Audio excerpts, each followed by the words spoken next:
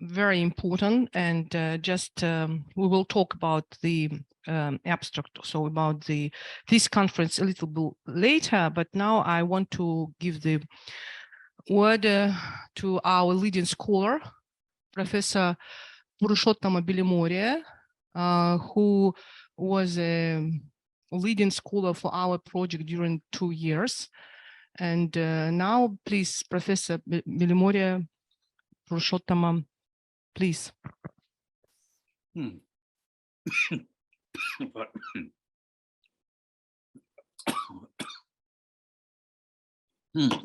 Greetings to everyone. Beloved participants of the conference. This is a very important conference. I'm very glad to be able to say a few words in way of opening. I'm sorry I could not be there. I wish one of these days I will be there at this conference.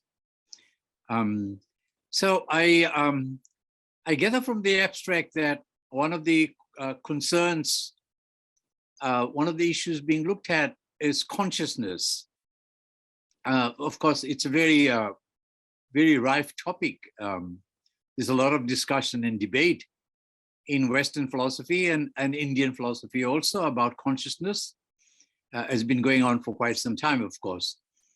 But I wanted to say a couple of things. One is that it is with Descartes that some of the problems actually started, some of the challenges also, when he proposed the dualist theory that mind is a substance which is different from the material, the physical, the body, and so forth. The body is just a machine, and the mind is a spiritual substance in its own right. And of course, there was a lot of fallacies in the way he argued about that, especially with his cogito ergo sum. People were very skeptical, very doubtful, and of course, eventually got thrown out, at least in Western philosophy and Western psychology. And they veered to the completely opposite side of considering the brain, at least the physical part, as being the bearer of all mental properties. So the mind just becomes nothing other than mental properties, a way of talking about our experiences, which are all located for all intents and purposes in the physical structure that we have. So the mental becomes just a functional term, a functional language to talk about processes mostly in the brain, but also neural, language, and in some cases, perhaps even the nervous system. And so, and the behavior as well. So with Gilbert Ryle, it became more of a behavioral thing than anything else, ways of talking about how we behave. So mental is no longer a substance, a spiritual element, and so on. Of course, there were lots of things that could not be explained about our mental life. So someone like Husserl, with his phenomenology, came up with all kinds of descriptions about consciousness, and he decided to break it out, any talk of ontology. So instead of worrying about whether consciousness is actually located in the brain or located in some other substance called mind, he just wanted to talk about the structure of consciousness, how consciousness works and operates in our embodied life. So there's a lot of transcendental element in it, but not in any way transcendence to what he referred to as consciousness. But Western analytic philosophy basically ignored Husserl's theories, and still very much trying to reduce consciousness to the material, to brain state, to the physical. So it becomes the theory of physicalism. But then there were lots of problems that could not be explained. So someone like Searle thought, well, it's best to come up with what he called the dual aspect theory. So the mental now still becomes a property of the physical. Still a physicalist, but he does not think that the mind can be reduced to something like, a computer or a machine. There are still elements in the mind or functions in the mind that cannot be explained entirely by physical processes. So it was not a reductionist. Whereas Churchlands and people thought we should totally eliminate any discussion of any talk of consciousness and just leave everything at the physicalism, and science will one day explain what the mind is, right? In terms of the brain, neural processes, so she called it neurophilosophy. But that did not sit well with people like Putnam, Hilary Putnam, and various other people, or Frank Jackson, who thought that colors could be seen and known even by people who are blind. So he came up with the idea, of course, Nagel was the first one, Thomas Nagel, to use that qualia. So Nagel put up the challenge, what it is like to be a bat. The discussion basically is that, the argument basically is that our subjective experiences are very unique. We cannot reduce our subjective experiences to just behavioral property, even cognitive in this sort of more physicalist sense.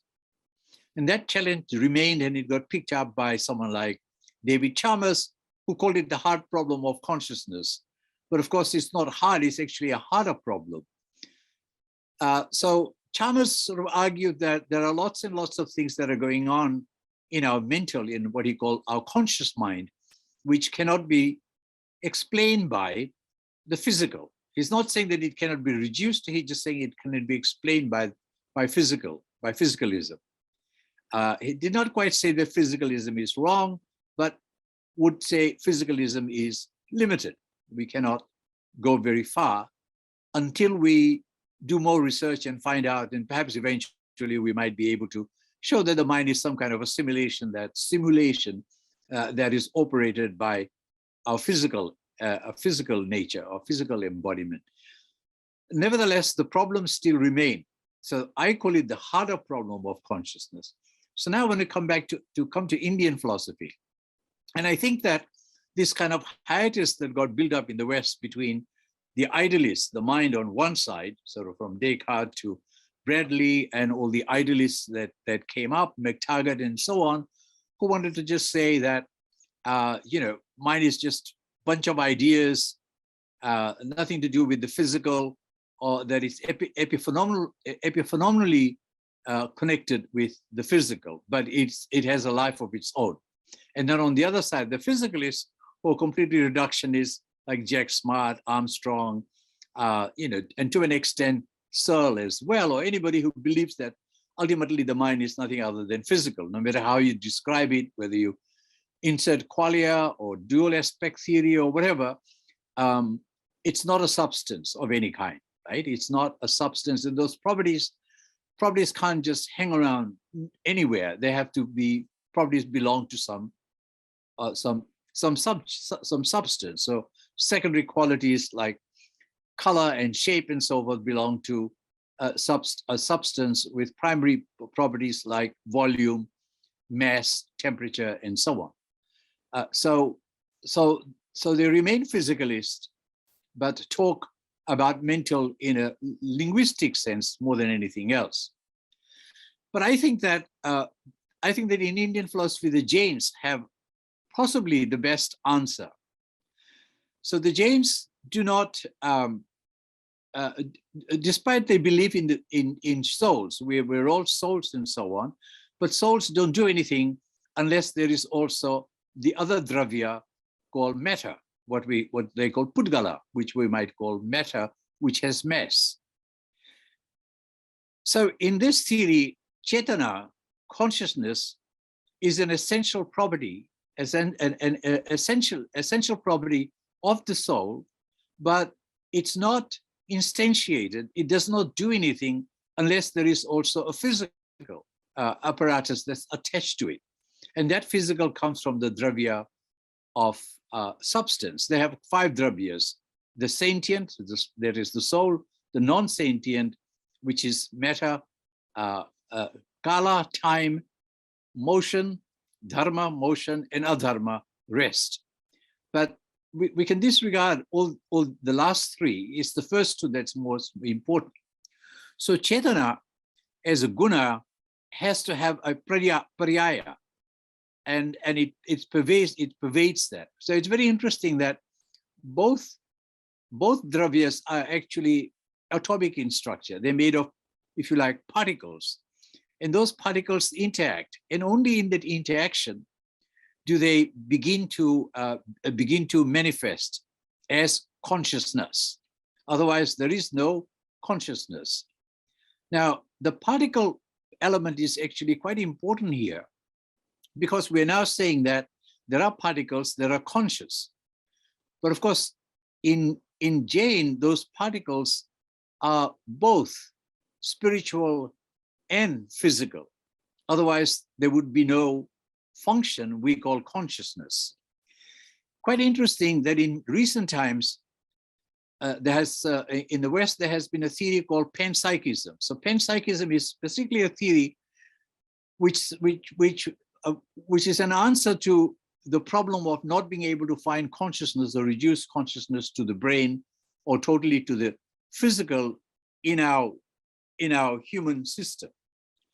So people like Strawson, Galen Strawson, and quite a number of other people have suggested that matter as particles in the entire universe, not just in our bodies, but in the entire universe, has the property of consciousness. But consciousness not as a spiritual property, but a property of the physical itself. So consciousness somehow, like qualia, is a property we call mental, but ultimately it belongs and nothing else than particles. The same as particles have wave property in quantum theory. They may even have light as well. So these are all physical properties. Has mass, or in some sense, it may even have forces like gravity. And so you just add consciousness to that. So it's very interesting that they've come up with at least some kind of panpsychism, but it's still a very reductionist theory. In other words, consciousness ultimately ends up being nothing other than property of matter. It's still physical. So it's a way of preserving physicalism, but explaining consciousness through other processes. Now, I think that the Jains probably have a better answer. They also believe that consciousness is inherent in particles, but those particles are not just physical or not just spiritual.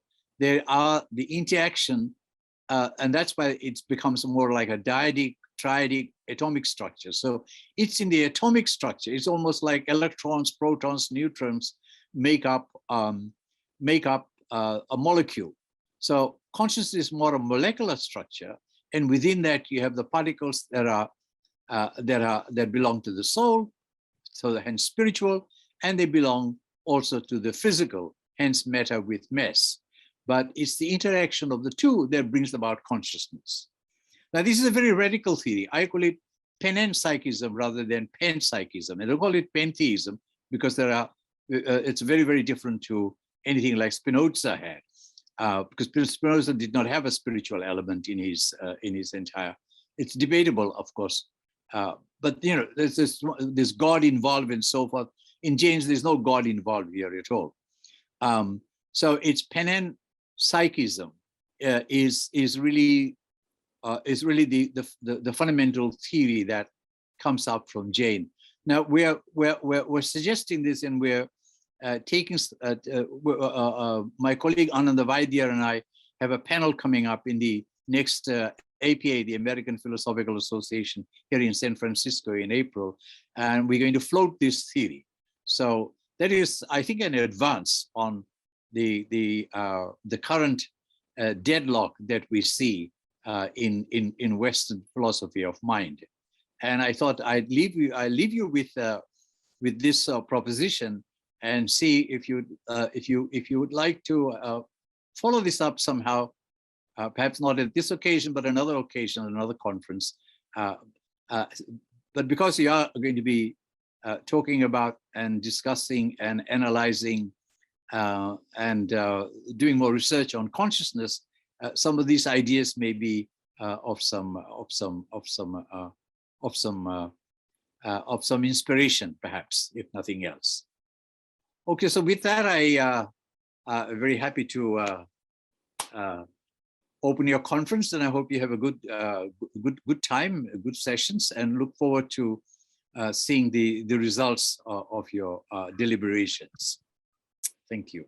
Thank you very much, dear Professor, for such an interesting report. Any questions, commentaries?